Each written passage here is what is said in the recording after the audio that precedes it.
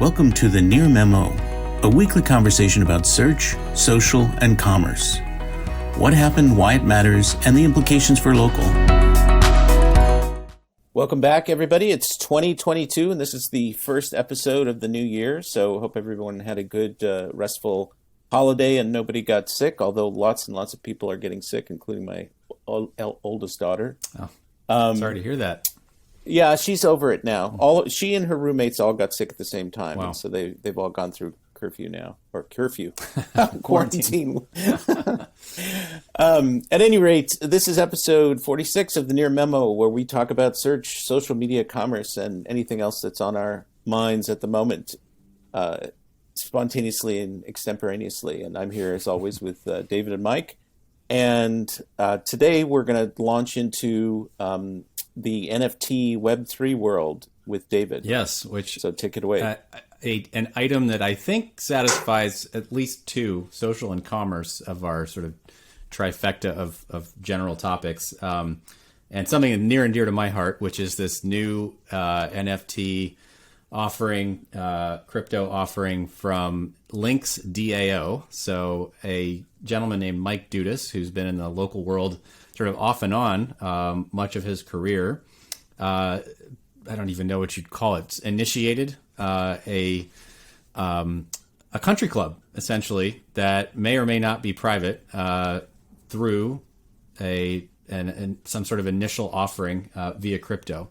And the press has picked up on this as like some revolutionary concept, but in reality, it's just a standard country club where members contribute a certain amount to get the club off the ground, and then either open it up to the public as a semi-private golf course, or keep it private just to themselves over time. So it's a very old business model in the golf world that is now entered Web3, and it's sort of astonishing to me that the press has covered it so breathlessly. I credit. Well, they got $10 million, $10 million, right? Bucks. So that's the trigger for the coverage. Roughly, is that they seem to raise a lot of money in a very short period. Roughly 2,500 people, I think I saw in one of the articles about it. And full credit to Mike for executing his marketing plan extremely well.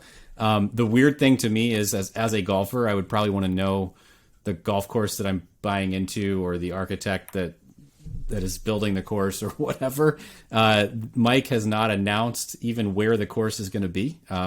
But I think it highlights a really, the reason I wanted to discuss it as a topic, there is this intersection of sort of social and commerce. And I think that it certainly has opened my eyes to, as someone who's not a Web3 NFT crypto expert and sort of been casually following with a bit of a smirk, maybe there is a play here for thinking about how Web3 can apply to very old, very well-established business models. And you may actually be able to, if your offering is appealing to a extremely passionate niche, which golfers are, but maybe there's other niches out there that have this like wild fan base who are of addicts, essentially. There may be new, interesting ways to fund either projects or entire companies with this notion of a token. So I think it's a really, it's just something a friend of mine actually texted me over the holidays about it, and then 4 days later I saw it front page on Golf Digest, all the way from Golf Digest to CNBC. And so it's just an interesting concept. I think the URL is lynxdao.io, and again, just gets me thinking about, okay, maybe there are ways to apply a brand new, press-worthy way of fundraising to traditional business models, and I'd encourage people to think about that. So, yeah, I was fascinated by it. I shared the link with you when it came across my screen, but it had to hit CNBC before it did. I'm not subscribing. Mike, you're not journals. in the hardcore golfer demographic. I am not, but not only they haven't picked a course yet. They haven't figured out. I sense that they didn't know how much they were going to raise, so they didn't know where they were going to end up, so they didn't even know what they could buy.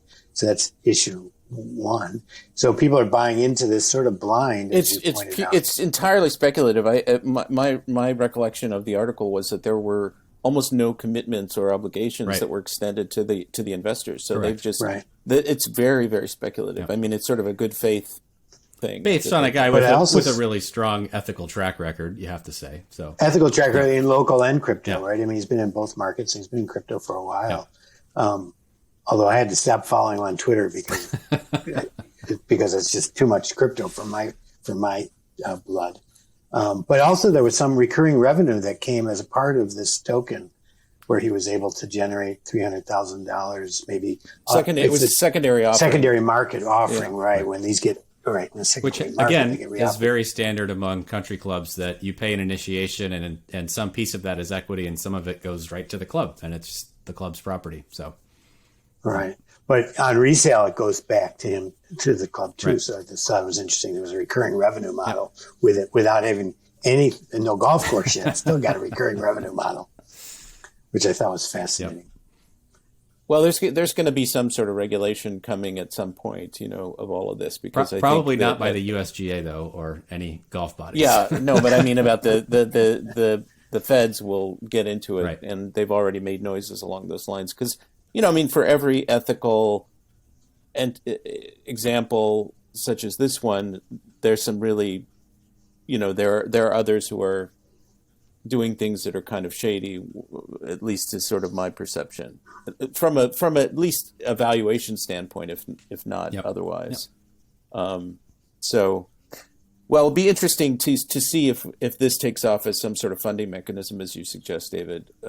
It's a version of Kickstarter, as we were discussing before. And there's a lot. And, there's a big movement in golf right now to sort of reclaim old municipal or even privately run but public courses that are sort of falling off. Golf has had a huge boom during the pandemic, and just strictly in the golf world, like this could actually be a model for locally oriented groups to sort of save derelict courses, which is kind of interesting. So, yeah.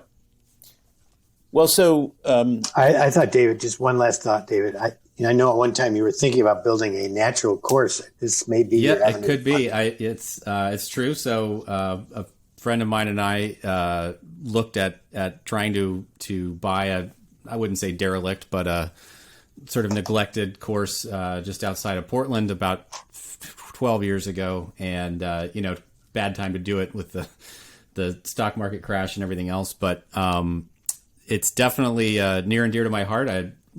We both of us feel passionately that golf should be a walking sport, and that everybody should be letting fairways brown out during the summer, and that you probably shouldn't have too many golf courses in deserts.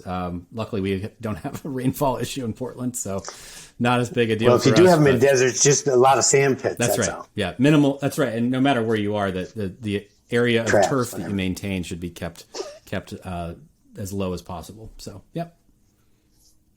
all right, more on. We'll start a golf podcast. That's right. A spin-off.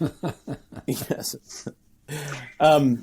Thanks for joining David, Mike, and Greg. To stay on top of the latest developments in local, subscribe to our newsletter at nearmedia.co. We'll see you next week.